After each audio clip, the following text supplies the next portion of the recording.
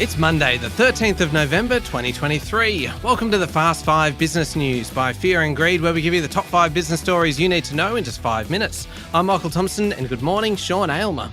Morning, Michael, and welcome back. Thank you very much, Sean. We've got 5 stories to get through in 5 minutes. Let's get going. Story number 1, the situation in Israel has escalated with fears about the region's largest hospital being attacked while thousands try to flee.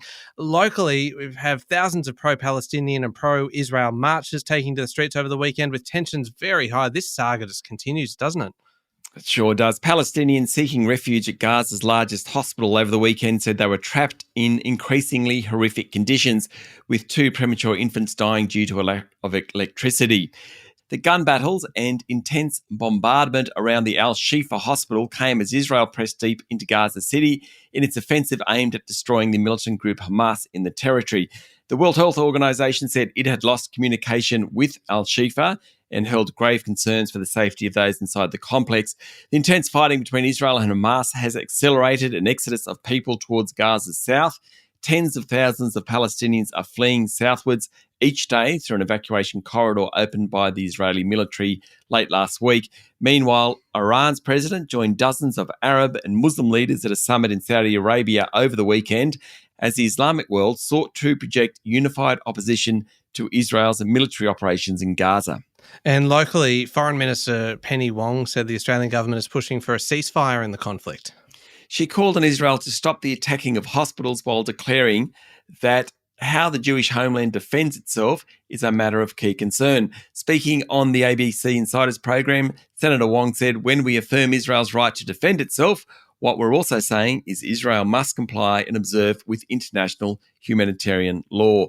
The comments were made as thousands of pro-Palestinian protesters gathered in Sydney's Hyde Park and in central Melbourne. There are also rallies in Brisbane.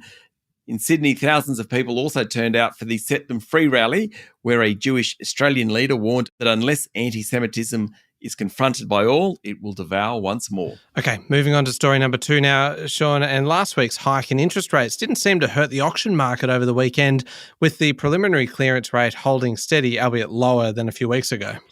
Nationally, the clearance rate was at 69%, in line with the previous week. That's according to CoreLogic. Sydney was a bit over 70%, down from almost 72% the previous week. Almost 68% in Melbourne. That was only 61% the previous week, but of course that was Melbourne Cup week, so you can discount that somewhat. There's just a little bit of concern around the place that we aren't going to see a lot more price growth in the market. The pace of growth seems to have peaked. In its statement on monetary policy on Friday, the Reserve Bank came out and said that scheduled mortgage payments, which are interest plus scheduled principal, had increased to around 10% of household disposable income in the September quarter. That's a record. Story number 3, Sean, there's plenty going on in Medialand at the moment. 7 West Media, backed by billionaire Kerry Stokes, has become the largest shareholder in ASX-listed radio company ARN Media. Over the weekend, it bought 19.9% of the company in an off-market raid. According to media reports, 7 West spent $60 million to buy the stake at a premium of around 30% to the last trading price of 84 cents a share. The M&A activity in the sector is getting complicated. ARN, the home of Kiss FM and Pure Gold, as well as a bunch of regional radio stations, last month made a bid for its main rival, Southern Cross Austereo, along with PE group Anchorage Capital Partners. Now, under that proposal, the bidders would split Southern Cross in 2.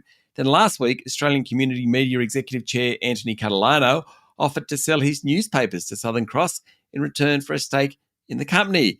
Very, very busy in Medialand. Story number 4, early last week, WeWork, the shared office space business, went bankrupt, Sean. And then on Wednesday, in over-the-counter trading, its share price jumped 90%, even though it was bankrupt.